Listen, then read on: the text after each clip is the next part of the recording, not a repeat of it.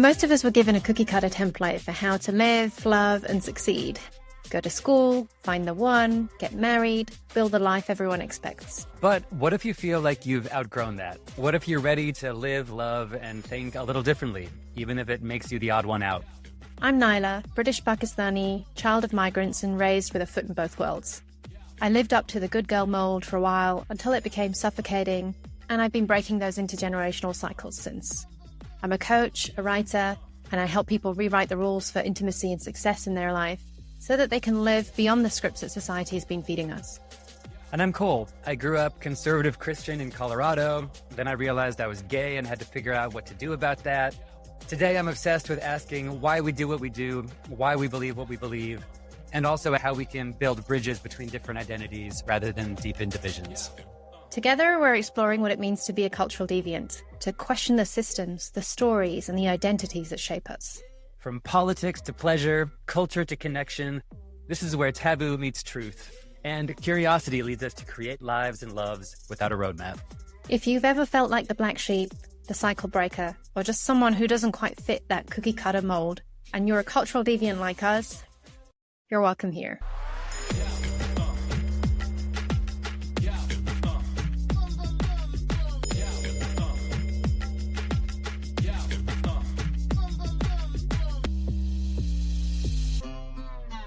Welcome to our first episode where we're asking the big question, should we be romancing our friends? And what if friendship, not romance, was meant to be the center of a fulfilled life? Most of us are taught that romantic love is this pinnacle of success. But so many of us are now realizing that friendship can be just as intimate, just as sustaining, just as soulful, and sometimes actually even more. We're going to touch on the relationship escalator, relationship anarchy, the loneliness pandemic, and why finding your platonic soulmates might just be the most rebellious thing you'll ever do. Let's do it. Cole, should we be romancing our friends? What does that mean to you? Look, when I first heard this term, I was a little shocked because are we supposed to show up at our friend's doorstep with a bouquet of roses? Would any of my friends be freaked out if I tried to woo them? But I'm pretty excited by the concept because I don't think the world places enough emphasis on friendship. And I've been defending the importance of friendship for years. Yeah, it's interesting, isn't it? Because we always think of it as a secondary thing to our family. Like we center family, we center our romance, our significant other. And the friends almost are just either a given or they're like the background village.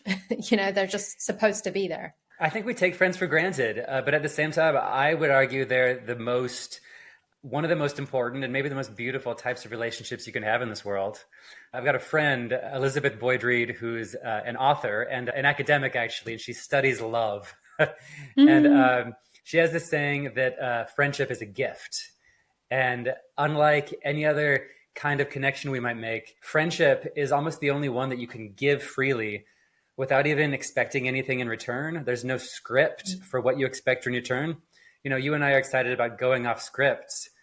Friendship there's not really a script for it, but we give friendship anyways. And I think there's something so beautiful about that. Yeah, I really hear you. I think my own perspectives on friendship have really shifted recently, where I've started to realize that in the different stages that I've been through in my life, the real constant has been the kind of consistent love that I felt from my friends. And don't get me wrong, my friends have definitely changed over time, and you kind of, I've definitely outgrown some of my friends, and we've moved in different ways. And I sometimes have made new friendships that have been deeper than I've expected them to be so quickly. But I've just been reflecting on how friendship, as you say, it just gets sidelined often. And when we think about the relationships that we prioritize and how we spend our time, it's so common that we would just spend it with the people either that we live with or our spouse or significant other. I'm sure we've all been that friend who has felt a little abandoned when a close friend in our life falls into a new romance and suddenly we're so many rungs down the ladder of priorities. We're not really sure where we fit in anymore. I know of at least a few friends in my mind who were almost as close as soulmates with each other. And then one of them might have gotten into a romance. And for the other one, it almost felt like a heartbreak just to lose that closeness. And I find it really tragic because we take friendships for granted over and over again. But it's almost like It's like friendship is the main course of life, and yet we barely even talk about it. We don't cultivate it. We don't nourish it. We don't know how to prioritize and make them healthy, even though it's so much of our everyday. Yeah. Yeah, you're so right. I think we've all got a friend like that who we've kind of had disappears when they get married. And we're left Yeah, thinking, we've all been there. and I've probably done it myself, in my own life now that I think about it. I definitely was on that relationship escalator. That term that's coined by this woman, Amy Garin. I think that's how you say her name, where she talks about how, we get into dating and then we become exclusive and then we start living together and then we get married and we have kids and then we retire together, blah, blah, blah, this escalator that we're all on. And this Yep. idea that we're therefore really investing in this one person that we believe is just going to be with us for, these different stages of life. And what I realized is, when you step off that escalator with that one person that you thought you were going to be on for a long time, well, who's there to kind of help you pick up the pieces? Who's there in your life? Who's present for you? And it really is, when I came out of my divorce in 2021, really, I was saved by my friends. They had such deep, they were my village. They really brought so much love to me at that time. And it just helped me to realize that it's really in moments of crisis when our friendships are tested, because I saw my friends show up in different ways. There were definitely a lot of people that didn't know what to say, didn't know how to show up, people who I was interacting with on a fairly weekly or daily basis and suddenly just didn't know how to be around me. Whereas other friends who were fairly new in my life, actually, probably hadn't known them for more than a year, were able to just really be present. And often it's all you need, right? In moments like this, in moments of crisis, you need presence and you need someone who's consistent and someone who cares deeply. And that care could just look like the smallest things, like, a text or a check-in or a meal here and there. And it just really reminded me about how something that I've considered so secondary for so long was such a primary source of nourishment at a stage in my life. Yeah, I mean, here we are really diving into it, but I think there's two ways to measure the value of friendship, and one of them is just how important they are in times of crisis. We never know when we're going to need to fall back on our friendships, but I also want to speak up for friendships for just when life is going swimmingly. Friends are there to just add joy to life, and I don't want to take those moments of joy just in passing for granted either. Do you know the author C.S. Lewis, Narnia? Mm-hmm. He's got this beautiful quote. He says, "Friendship is unnecessary, like philosophy or like art. It has no survival value per se, but rather it's one of those things which give value to survival." And my friends give value to my daily existence, the way I go about my days. It's the friends who give value to that, along with plenty of other relationships. But friends are there in a pinch, but they're also, when I send a meme, when I go back on an inside joke, it brings me joy. And we take it for granted sometimes. Yeah, for sure. Yeah, there's something really beautiful about feeling a sense of connectedness, right? Even on that deeply platonic level, there's just like a feeling of having people in your corner, just for those joyful moments as well. So have you heard of this word? I'm going to butcher it now, but amatonormativity. It's the societal assumption that everyone is better off in exclusive, long-term, romantic, often monogamous relationships. And that is like the one goal that we should all be universally pursuing. Okay, hold up. I love big words. Amatonormativity. So I think that's how you say it. Amato, I guess that's love, right? Like amor, and then normativity. So like we should all just be looking for that romantic love, and that's how we've been conditioned in our cookie cutter lives. Amatonormativity. Yeah, okay, I get it. Yeah, it's one to add to this list of terms that we're going to be unpacking. Part of the Deviance glossary. I like that. We should create that. But I think it really sums up what we're trying to express here. It's coined by this woman called Elizabeth Brake, and it's this idea that romantic love really trumps any other kind of relationship. So be that your relationship with your parents or your siblings, your friends, any other community that you might have, they kind of get overlooked as secondary. And there's a lot of interesting conversations happening now about like really challenging this dominant narrative that we all live our lives by or have done for so long. And so, if we stop making romance the main love story, then what becomes the center? Well, it's so much pressure to put on one relationship. Think just how many relationships we all have in our lives, and a matronormativity puts like 95% of it on one person, and like those, it's like Atlas trying to hold the world up. That's a lot of pressure. That's a lot to expect from any one person, and I've always thought it was a little unhealthy, and maybe just unrealistic. Yeah. I think the thing I love about my friends too is that I have some very distinctly different people in my friends community, so I have different kinds of friends. Like some are more expressive and more outgoing. Others have more niche interests and are maybe more introverted. We connect on so many different kinds of levels. And so often when I think about, at a birthday or something like that, having a party and bringing everyone together, I'm quite intentional about not wanting to do that because I think I value the beauty of the diversity that exists even in the way I connect with my friends. And I love that about how I can express different parts of myself with different people. That's such a good call. When I was younger, I was like, well, I like all these people, so they'll like each other. I'll have them all come to my birthday party. Yeah. And then I witnessed that blow up in glorious fashion several times. And I was like, oh, actually, there's all these different aspects of myself that resonate with different people. And how great is that I get to have different friends for each of these facets of myself.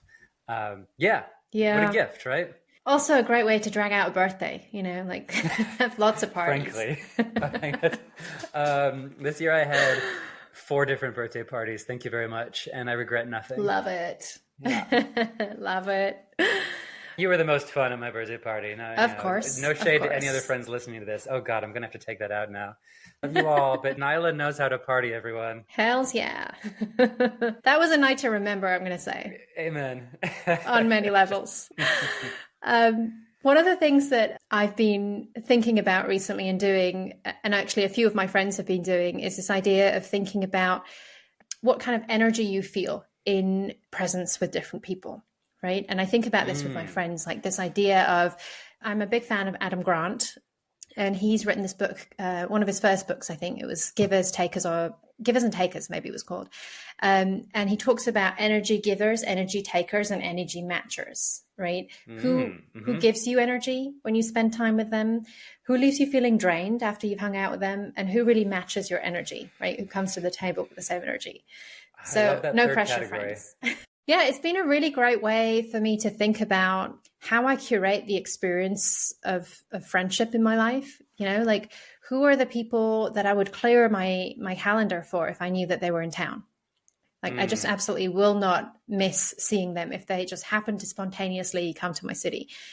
And then who are the people that I make time and space for because, we really value each other's perspective, or we have fun together, or we just, do dumb shit and like hang out and there's no pressure. And then who are the people that just drain me and where I'm actually just probably people pleasing by not saying, sorry, no, I haven't got time. In a world where we're so time poor, like I don't want energy drainers in my life. So it's been a really great way of reevaluating which of my friends I'm kind of outgrowing and where we're kind of not hanging out and having as much fun anymore. And which are the friendships that are just really fun and just like, really nourishing from an energy level perspective. And so then are those the friends we should be romancing? I think so. I mean, I love the idea of like going on dates with my friends. I have a friendship date coming up next week where I was like, really? I'm going to get my hair done and I'm going to dress up and we're going to a wonderful restaurant that I've been looking forward to going to for a while.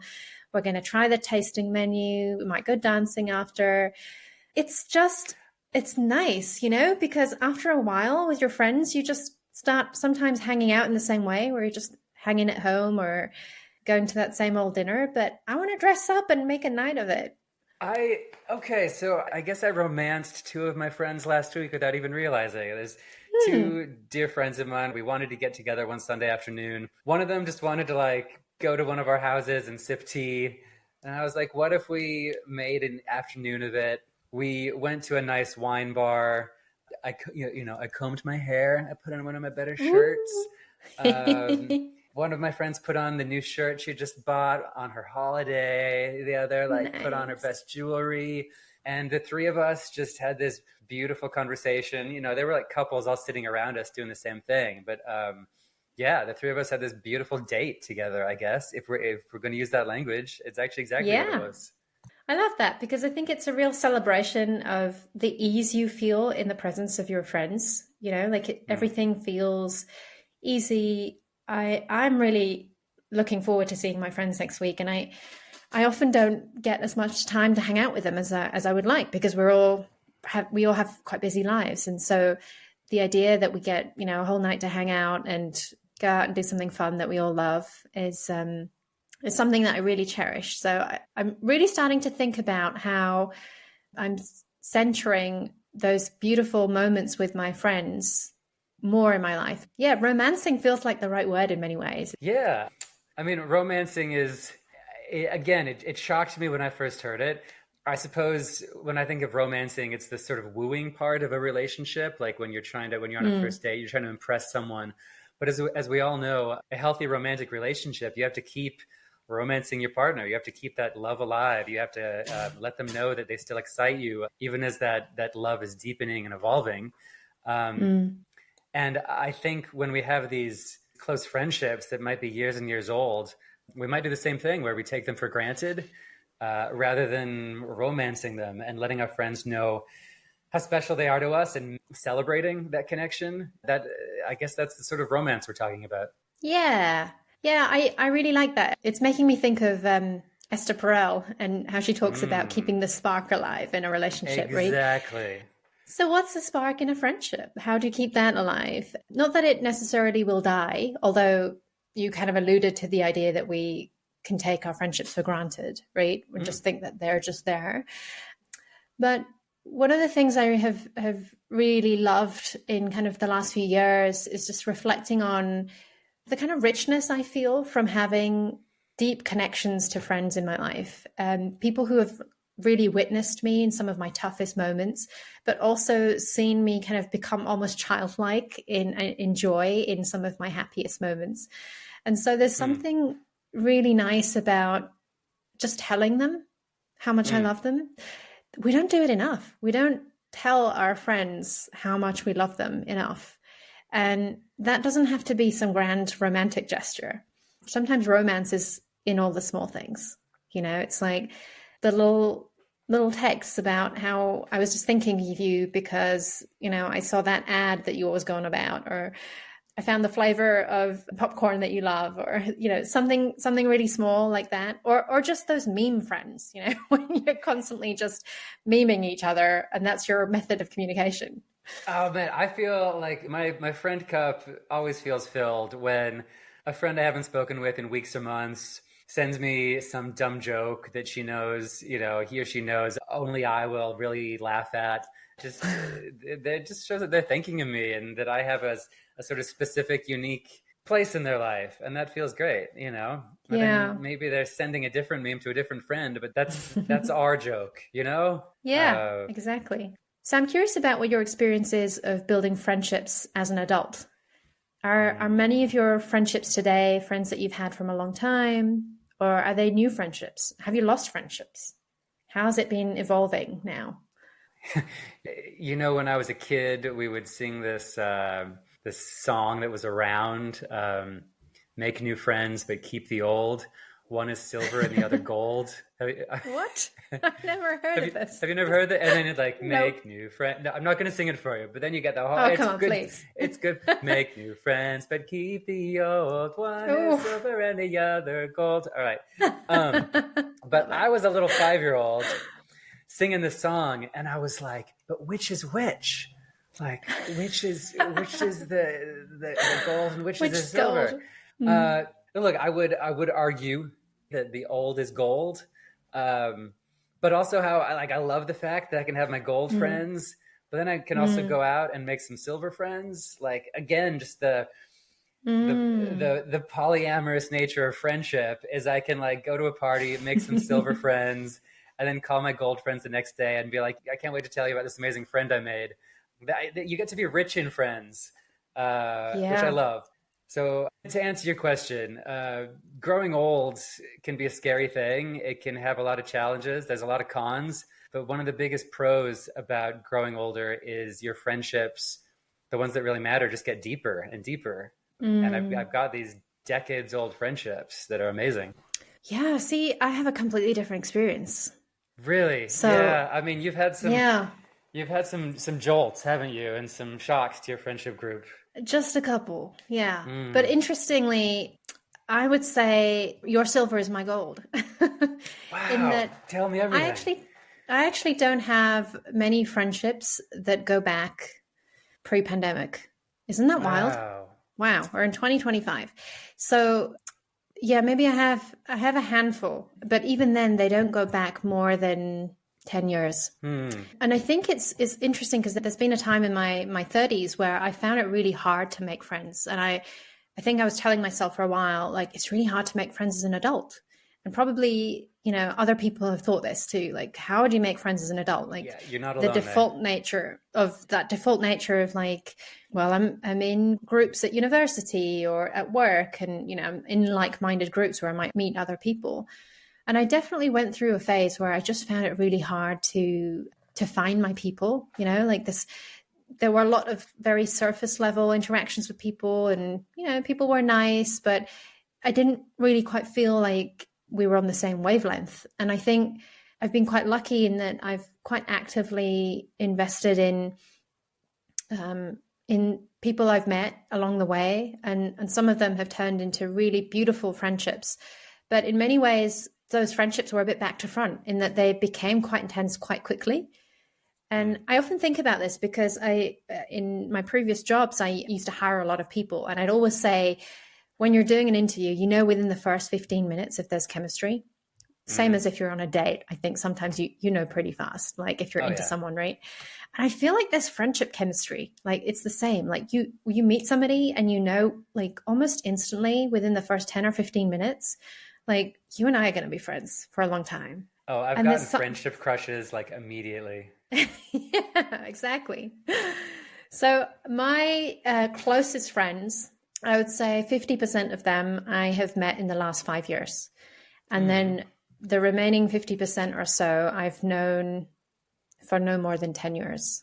And I feel like there's a real richness there in those friendships. Like these are deep, deep friends to the point where I can actively reach out to them and say, I need some support right now.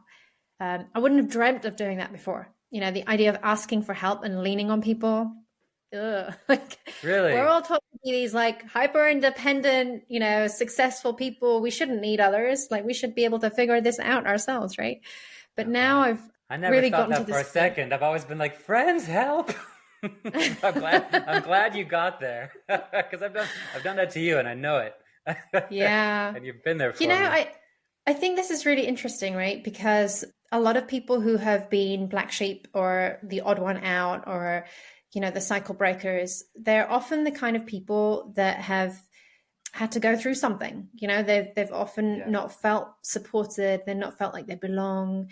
And so ultimately what happens is you don't feel like you have people you can rely on, right? These hyper Yeah. independent tendencies really like stand out, and we're actually rewarded in life for overachieving in those ways, right? Against the odds. Like we're kind Showing you of can go it lauded for that. alone. Oh Yeah. yeah, and she did it even when she, against the odds, like without any Yeah. support.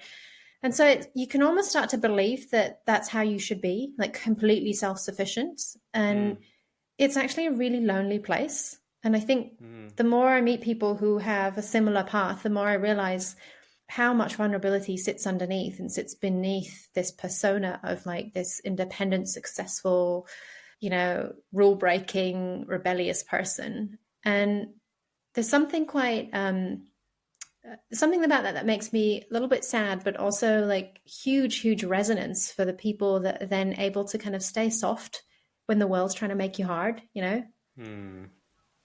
Yeah. Well, I'm glad you got to the point where you were happy to let people in eventually. Uh, uh, I'm also thinking of, you mentioned earlier that you went through this divorce and it turned out to be a real litmus test for your friends, right? The ones who were really willing to be by your side and listen to what you're going through rather than to jump to assumptions or spit you out because you didn't fit into their cookie cutter life anymore, right? Right. Yeah. And I think it's an interesting test of people's values in friendship or in relationship, really, right? Because I think people can really aspire to a certain version of you. And, I think for a lot of the people I was around at the time, I kind of epitomized this dream life. I had a great job, a beautiful family, wonderful home that we just renovated. I kind of lived that dream life. But inside I was kind of dying. And there was a huge part of me that just felt like, culturally, you don't really air your dirty laundry. And I think I didn't really have close enough friendships where I felt safe enough to open up, because, my partner was a huge part of my friendship group also. Like, they were shared friends, right? And I didn't want to be shitting on him to our shared friends. So it felt like it almost stole something from my friendships. It was this real challenging dilemma that I was stuck in. A bit of a minefield. Yeah. Yeah. But the beauty of it is, I mean, at the time it feels like the worst thing in the world, and I almost feel like partners come and go, your romances come and go, but your friends are people you expect to stay consistent. And I think particularly girlfriends, like women, like female friendships are just so tight. They're so different to, I think, how men relate to their friends.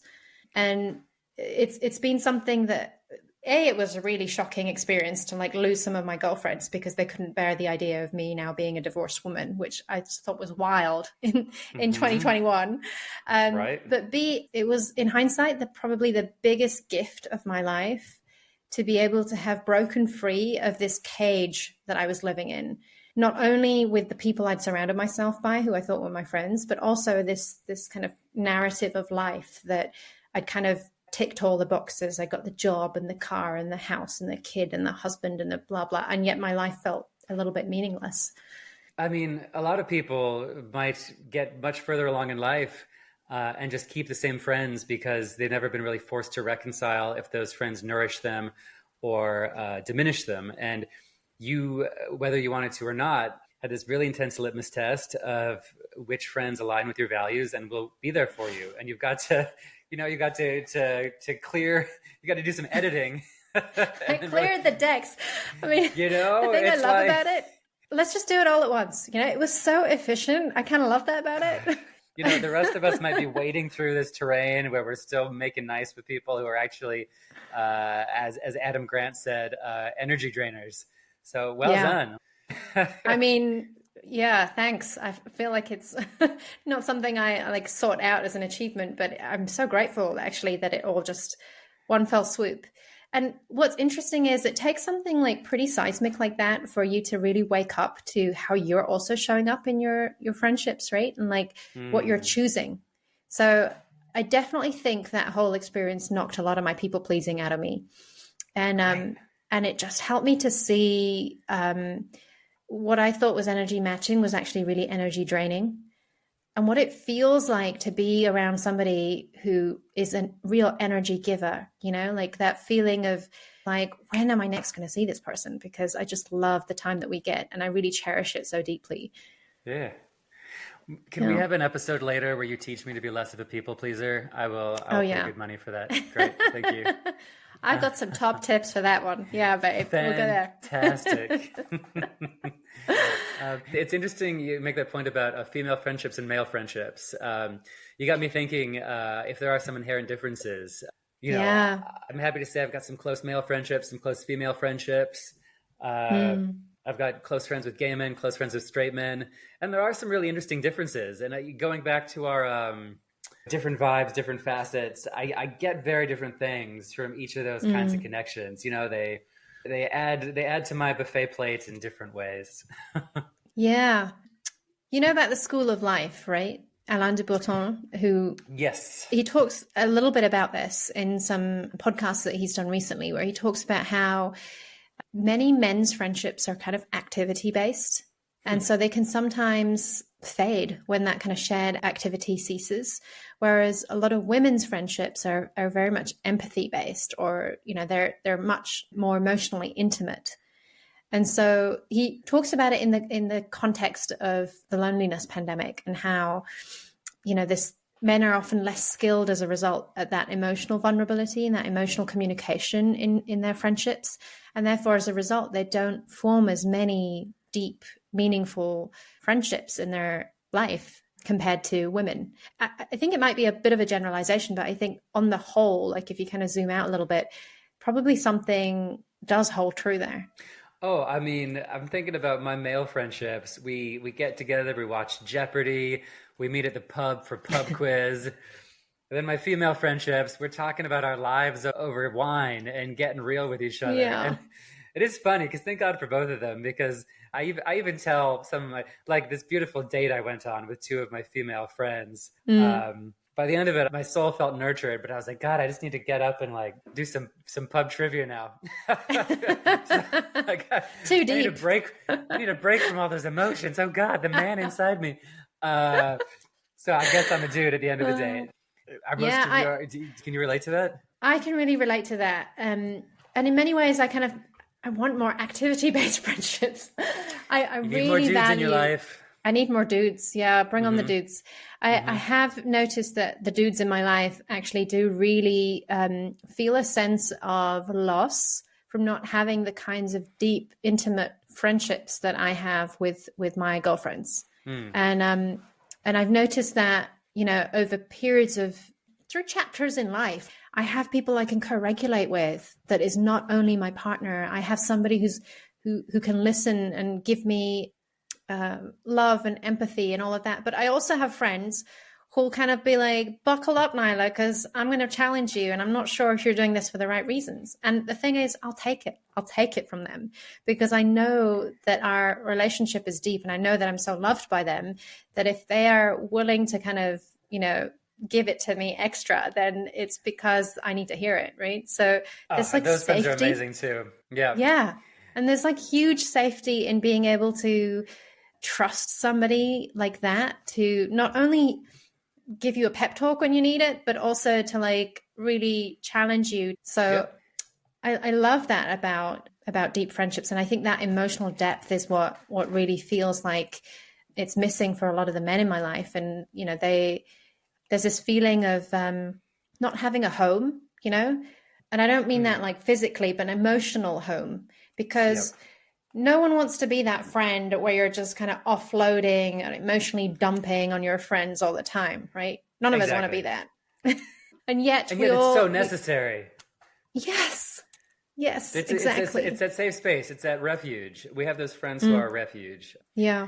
But by the same token, I got good news, Nyla. You don't need to put any of your friends in a box. And that even that goes for like the male friends and the female friends. I've got women in my life who I can go deep with, cry on each other's shoulders, and we go out dancing.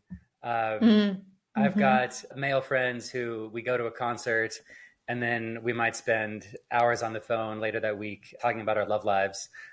So, and even if you've got that safe space friend who you're always crying on each other's shoulders with, you might want to say, hey, I love that we're there for each other, but also I'd love it if we could go out one night and make memories with each other. Because I think going back to romancing our friends, I think we can get stuck in the same roles. We can fall into the same ruts, and then we only expect that friend to be our crying on each other's shoulders, and we forget that we can have like the silliest nights of our lives with them too. So, add that spark again, go on a date with that deep refuge friend. Yeah, I love it because that's the multiplicity of life, right? Like there's always this kind of duality of like the serious and the fun and the joy and the grief, and we can be many things. And that's why it's also great to have lots of friends, because people are in different stages of joy and grief at different times in their life. So God, ain't that the truth? I take it. I mean, I take my my responsibility as a friend very seriously, and I will like drag someone out of their house if I know that they have just fallen into that rut of like rat race and then crawling under their covers at the end of the day. And Yeah. when I see that they just need to get their boogie on, I won't take no for an Yeah. answer. When I know they need to go to a costume party, I will be the one showing up with a wig and a bottle of I wine. And I'm You very are proud the of that you duty. are the go-to friend for like having the best night. You're definitely like my boogie mate for Great. sure. I mean, I'm glad to hear I haven't been neglecting my duties. No, you haven't. I look forward to the next time we're going to go dancing, actually. When is that? Mm-hmm. We need to book in a date. Well, we need to be in the same continent first, but one step at a time. That would help. Yeah. Yeah, it's funny because this is making me think of a friend of mine from the time where it was 2021, and I had just texted him to say that I was separating from my husband, and he was the kind of friend that we don't text all the time, we didn't get in touch all the time, but he called me immediately and he said, "You don't text me something like that, like we're going for dinner next week." And I was like, no, it's, I'm not really feeling up to it. And he was like, "No, we're going for dinner next week. I'm going to pick you up Nice. and just be ready." And we went to dinner, and it was such an early time in the whole separation. And I was really struggling to hold it together, like talk about it and not cry. Yeah. And he wasn't really my go-to shoulder to cry on kind of friend. And so I kind of felt a bit awkward because I was like trying to hold it together and be like, these things happen in life. But Yeah. ultimately I was like really in a dark place. And he just said to me, just tell me what happened. Like, tell me how you're feeling. And then he basically said, "I want you to impose yourself on me." And he was like, "I know what you're doing. You're being like, oh, I don't want to be negative around my friends." He was like, "Impose yourself on me. Tell me when you want to meet. Call me when you want some time together. And if I'm busy, I'll tell you, Nyla, I'm busy, but I can meet at this time instead." And it's something so simple, but I still, till this day, will not forget how touched I was by just this simple act of saying, "I don't care if I'm busy. I still want to hear from you right now because I need the opportunity to show up for you as your friend in your moment of need." And I think it was, I don't know how many times I actually did call him in the end, but it was just knowing that I could. And if I Yeah. needed to have somebody to, and it was the way he said it, this idea of impose yourself, not call me if you need something, but impose yourself, because if not now, then when? What's the point of this if we're not here for each other? Well, I think that just knowing that we're not alone is, gosh, we all need that. And going back to comparing friendships to romantic partners, I do think that's a key reason a lot of us seek out that one person, that relationship, because we just want to know someone has us in their corner. Like we want a partner, so we're not taking on this world all alone. And that feeling can be beautiful, but we can also have that with friends. I mean, that being said, it can be tricky sort of knowing which friends to sort of rely on in the end, who you can really count on.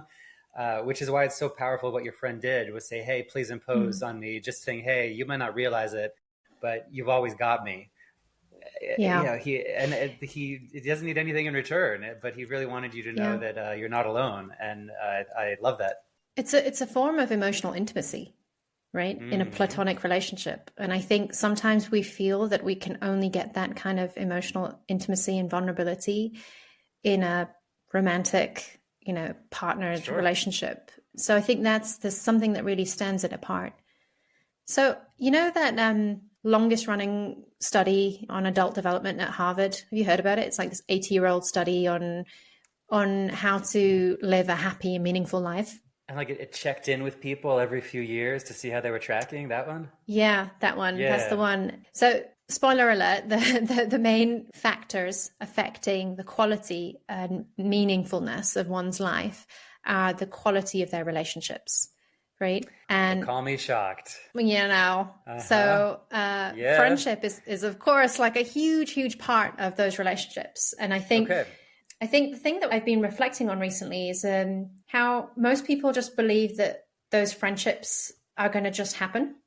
Like if I am just extroverted enough, or if I'm just social enough, or I just go to enough like community dinners or go to enough art classes or something, I'll bump into the kind of people like me. And one of the things that they touched on in this study was this idea of like a set of learnable skills for how to be a good friend, or how to build more friendships. Interesting. So like that skill set of how do we actually seek out our people and make them our people, and nurture those friendships. Yeah, I've never thought about like friendship as a skill or a set of skills. Yeah, fascinating. So what's the skill set? Train me.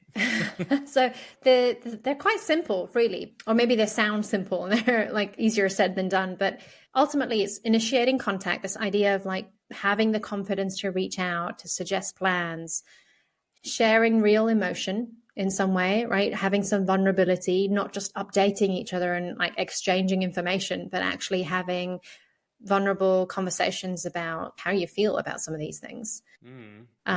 Consistency, another one, which is about like not leaving this like huge gaps of time in between. You find ways of connecting, whether that's virtual or otherwise. Emotional attunement, right? So everything from like listening to mirroring to like helping regulate each other through different things that we might have going on at home or at work, or stresses in our lives. God, I'm like grading myself on all of these. It's so true, because with each one of these, I can think of instances where I've done okay with a friend and could have done a lot better with a friend, but it's so true. Okay. Contact, vulnerability, consistency, emotional attunement. Yeah. And then the final one is reciprocity. So like balancing the giving and taking in a relationship. So you almost like, you can go through these and almost like score yourself on like how you show up for different people. That's exactly what I'm doing. Yeah. Like nobody teaches you this stuff, right? Like there's no like friendship curriculum at school where you kind of figure out how to do these things. It's more just about like how you choose to show up, you know, maybe by accident or by intention. And then you realize that there's something that really works about this connection with this other person.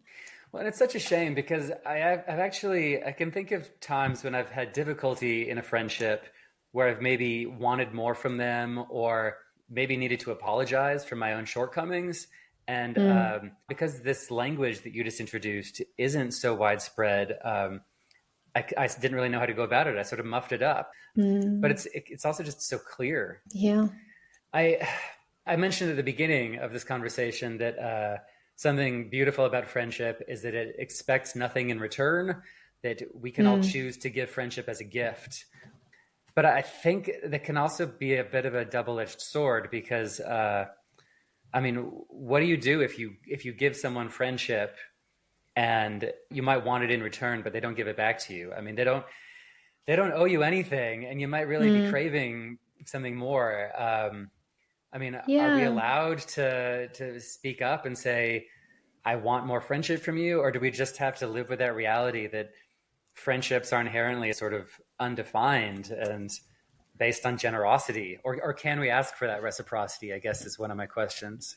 Yeah, I mean, it's one of those really vulnerable questions that feels so awkward to ask, right? Whether that's in a friendship context or whether that's with a person you're dating or you're in a relationship with. Like, yeah, I guess so. You're almost kind of like the fear of rejection kind of holds you back from asking the question, because, well, what if they say no? Like, I don't want to lean into this anymore. And you just now exposed yourself as someone who does. How is that going to feel? I'm sure we'll get into like anxious avoidant attachment styles in one of these conversations. Yeah. But I think I know my anxiety comes out when I find myself wanting to say to a friend, hey, I want more from you. But then for me to say that would be to expose myself. And so I sort of be like, oh, this is cool. Yeah, this is fine. We can just like trade memes and I don't do anything else. Yeah. I mean, I would say what I would say to a lot of my clients, which is that it's data, right? Like it's telling you something about how you feel in this person's presence, right? Yeah. So clearly they're an energy giver for you. You want to hang out with them more. And so you have the opportunity now to build some consistency with this person and to have some emotional attunement and share. And you can find ways that don't make you feel so awkward to say that, you know, I really would love to hang out more. And maybe that's by suggesting some plans or asking for availability and giving the other person the chance to say, actually, I can't reciprocate, right? And they might do that in a polite way by saying, sorry, none of those dates work. But if they really wanted to make it work, they would do what my friend did and said, if I'm not free on these dates, I'll tell you another date that I am free. Yeah. I guess the lesson I've had to learn the hard way is to never test a friendship by waiting for them to show up. Oh yeah. That's not, you've got to do the work. I mean, it was your list about, I guess that whole list you said, like initiating contact, being vulnerable, being consistent. And if you want that from someone else, you have to give that. And so I think I've learned, rather than saying, if my friend doesn't write me, then we don't have a friendship. I just have to practice that and just be generous in my friendship. Yeah, exactly. It's this idea that we attract the energy that we give out. Right. Yeah. So, and that can sometimes feel like hard to stomach, because it can feel like, look, I'm reaching out to everyone right now. I'm doing all the organizing, and I'm just not connecting with people that are my kind of wavelength. And that's also data, right? Like it tells you maybe that you maybe need to look in different spaces, or find people with similar interests, or just need to give it time, because it's a big world out there, and it can be really hard to make friends. And in this world that doesn't prioritize friendship and puts romance and family and work and parenting ahead of it so many times, you also just can't take these things personally. You have to remember that this world is demanding so much of us, and sometimes our friends just might not be able to give when we can. Yeah. I mean, that's why it's important that we have different friends, right? And different friends for different things. But when I think about the friends that really hold me, the ones that like know my full story, that they're kind of my family. Now they're my chosen family, right? So those are the people that I reach out to in my moments of joy and my moments of need. Those are the people that I can say, I did something great today. I feel so proud of myself, and I just want to share it with you. And also, you're so right. Like, we live in this world that tells us to chase independence and achievement, and romance is like the markers of a good life, right? And yet those of us that have like stepped off that cookie cutter path, and we've kind of built this armor along the way. So that message of independence really starts to run quite deep in how we show up, in how we, conduct ourselves. And it really comes back to me from that like hyper independent space of like being afraid to ask for help, because we need to carry it all, and I need to figure this out myself, because I chose this path. I chose not to do it the easy way, where I could just be surrounded by people who find it easy to support me. And so I think of the people in my life now as my soulmates, as my platonic soulmates. And they're really, that the word soul is really critical here, because they're the ones who really see me, but they're also my village, so they love me unconditionally. And I know that about them. I don't have to question myself about whether my friends love me. And there's also no hierarchy, right? I don't want to put them ahead of my romantic life, even though I still sometimes find myself kind of doing that through my programming. I want to rebel against it, because I feel like there's a rebellion in this. It's not a weakness. It's actually an abundance that we can embrace. And so that connection for me is something that's really starting to sit above my romantic connections now. I love that. Rebellion is such an awesome word for that. Yeah. Because I think especially if you're single, we've got this silly template that maybe let's call it the Sex and the City template. Is that like you spend your time chasing dates, trying to find the one, and then you sit down with your friends and bemoan being single, and you all console each other and trade dating horror stories. But like, whoa, let's just reevaluate this. You've got some soulmates who you're sitting sharing some mimosas with every week. Yeah, I love a good samosa. But like, you get time with your soulmates, and you laugh and you trade stories, and you trade horrible date stories. But right there, how much are we devaluing this incredible thing we have right in front of us? Yeah. So it can just be as simple as reimagining what we've already got, reevaluating, taking stock of what we've already got in a different way. Yeah. It's rewiring the template, isn't it? It's that template of belonging.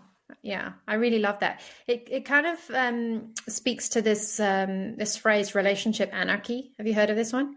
Ooh, no, but I love it. Yeah, it's another one for the deviant glossary that you're going to put together. But Absolutely it's on it.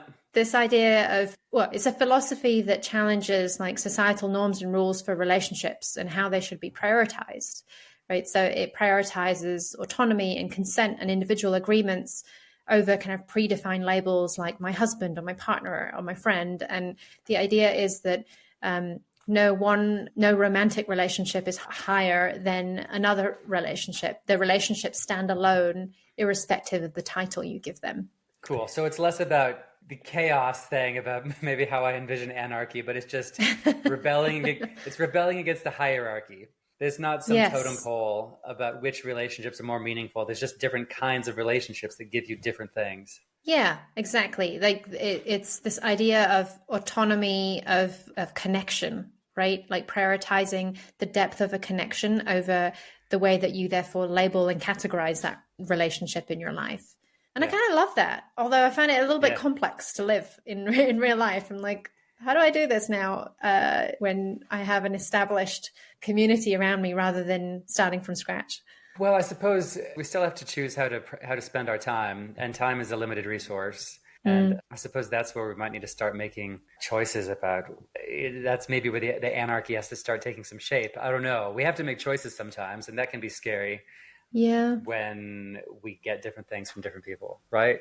Yeah, I also think it's there's an interesting like Eastern and Western perspective that I think about with something like relationship anarchy, because there are like collectivist cultures in the East and more individualistic cultures in the West, really, if I can kind of describe it like that, where in much of the Western world where we live, like relationships are built on individualism and success and home life, and even stories are centered around your sense of self, right? Like, so that autonomous self.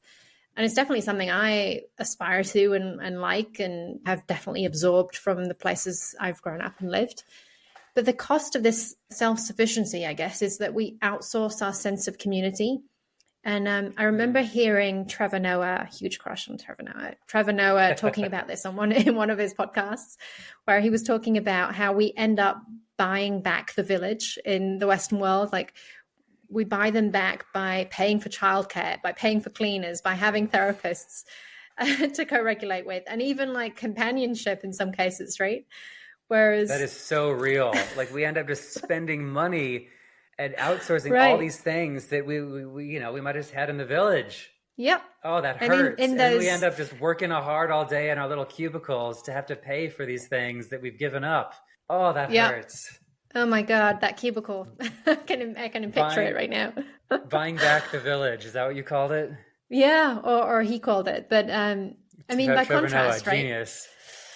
Hot genius. In contrast, like many kind of collectivist cultures, like I'm not saying that they are also amazing. They have like their own upsides and downsides, right? But people are more connected. There's like a village that comes with you, right? There isn't a societal expectation that you are a parent and a corporate rock star and, a millionaire at the same time. But you do have less privacy and you have more pressure to conform maybe in those cultures too. So there's kind of a sweet spot to be met, like, to be found around like that interdependence in relationships. And I think that is really what I think about, what I strive toward with my friendships now, is like, how do you retain the sense of autonomy that feels good, but also build a little bit of collectivist culture so that you can lean on each other and, feel like you have a support system around you. I mean, I guess we call it the American dream where I come from. And it seems so counterintuitive to me, because the goal is literally to grow up and then find one person and then buy a house for you and that one person, and then get that, we call it the white picket fence, put up a fence between you and everyone else, and then just like try to thrive inside this fence. Like literally inside this cage you built for yourself. and maybe in another episode, we'll even talk about like physical spaces and intimacy. Because I find in the Western world, the dream is to put up walls between you and other people. And It's so tragic. And like, call me crazy, but my dream living situation, even as a grown ass man, is to live with my best friends. I mean, sure, as long Yeah. as we all like manage the chores and like keep the toilet clean. Like, my dream is to come home and laugh with my friends. Like, why not? Why not have Yeah. that community? I think that's a completely valid form of lifestyle that we, for some Yeah. reason, write off as being like just for your 20s or, pre-romance. Yeah, I love that, but can we just have our own bathrooms? You I know feel what? like I'm Look, the dream scenario too is old to our share a own bathroom now. bathrooms. I hear that. Maybe even like a little commune where we each have our own little house where we can play our own music, but then Yeah. have breakfast outdoors at like the breakfast fountain. Wait, I forget that this costs money. Anyways, There's some like real stories though, aren't there? Like this is not just like something we're dreaming up, but there are actually like people who buy these huge homes and then retire in them together. I think I was telling you, I saw something about these 7 women in China who just knew they were soulmates and they bought this like mansion and they're Oh just gonna man, like love move it. it. They're just gonna grow old together in this mansion. And like, we could live in mansions. We could Oh my find four or gosh. five, I don't know, it depends on where you're living, but find 4 or 5 besties and you could retire in a mansion, you guys. But instead, we're choosing to limit ourselves, Like I'm here for it. right? I'm so I here will for it. see you in that mansion. Yes, I love it. So, okay, again, you use this word rebellion. It sounds strong, like we have to like get some pitchforks and defy the status quo. But rebelling can be as simple as just realizing we've got some beautiful friendships in our lives Mm. and treasuring them, romancing them, asking our friend out on a friend date. My question for you then is, what advice do you have for people who want to reevaluate those friendships and romance their friends? What advice would you have for Mm. where to start? Yeah, I mean, I think the first thing to do is just to think about the people in your life, the friends that you have in your life, and maybe use Adam Grant's framework and just think about who really helps me to feel regulated. Like whose presence really makes me feel like they give me so much energy. Yep. And of those friends, who really drains my energy? Even if I like them as a person or I've known them for 20 years and I feel like I should stay their friend because we've known each other since we were like, I don't know, 4, It's a good, you or you know? might respect them. Maybe you respect them, but realize they're not actually Yeah, that right. energy giving kind of friend. Yeah. So I would definitely rank your friends on the basis of like energy giving, energy taking, energy matching. But And then don't I think write it on a big list and leave it on your kitchen counter before your definitely don't do that. friend dinner. Yeah. Do it in a locked note on your phone. We don't want anybody finding this. And then probably it's a good idea to think about like what kind of energy you want to invite into your life in a given week or month, right? So if those energy givers are people that you really love to be around, like how much time do you get to spend with those in the average month? Yeah. And how do you increase the time that you spend with them and minimize the time you spend with the people who drain your energy? So that would be a starting point. I think maybe also just if there's anyone listening who feels like they might not have those friendships in their life already, not to be discouraged, right? Because again, we live in a world that just doesn't tell you to prioritize friendships. And maybe you've chosen not to do that. Maybe you've got that banging job and that banging spouse or those awesome kids, and you just haven't made time for it. And like, don't despair, but there are ways to just, what was that number one thing of being a good friend? Just taking the initiative, Yeah. seeking out that energy that you're looking for, maybe even picking up again where if you let a friendship go dry, showing someone else the kind of friend that you want to be and the kind of friend you want to have in return. Right? Does that sound too corny? No, I think there's something really beautiful about that, right? Because I think friendships can ebb and flow a little bit, and you can rekindle, Definitely. the spark. When people grow in different ways, people need time out. People have got a lot of stuff going on in their life. So if there's something you can rekindle, then for sure do that. And if you're in a stage in your life where you're feeling like you don't have any friends that kind of match your energy at this stage in your life, or people have moved away or things have changed recently, then I'd really encourage you to kind of try and go out into the world, join a dance class or go to one of those dinners that they run where you get to sit with strangers for a while and put yourself a little bit out of your comfort zone and just talk to people, because talking leads to things, and even if you don't meet the kinds of people that you like immediately, give yourself the space.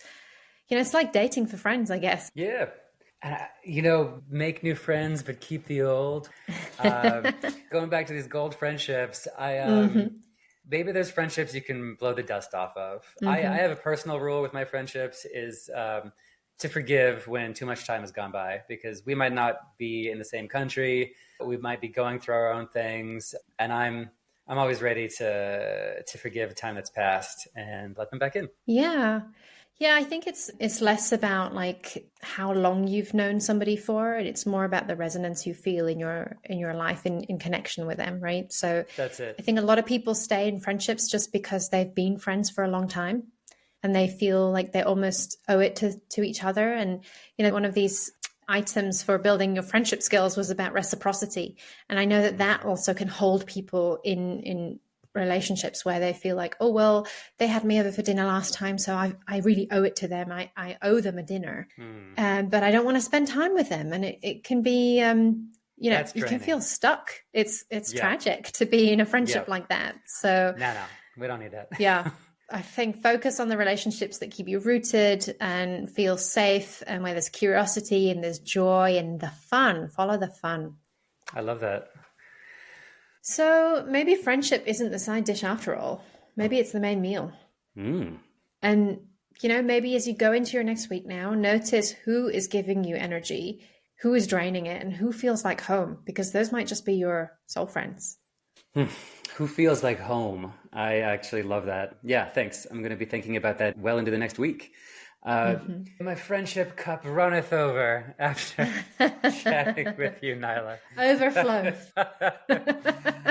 I feel like this is a great topic to start this podcast series on. Yeah. I don't know if romancing is still the right word, but I feel like it's no longer about finding the one, but it's about finding the many, in connection, and knowing that you can experience emotional intimacy with people that are platonic too. And there's something really beautiful about that. Look, I'm going dancing tonight with some of my friends, and I'm going to woo them. Yeah, I love it. Let them know I'm not taking them for granted. I'm going to woo them on the dance floor. Well, Nyla, I hope you're ready for me to continue romancing you for many years to come. I am so ready for it. I'm so ready. Well, thank you, Nyla, and thank you everyone for listening to Deviance, where we are going to keep rewriting the scripts for love, life, and everything in between. See you next time. Thanks, Cole. Cool. Thanks, Nyla. Thanks, everyone. Bye.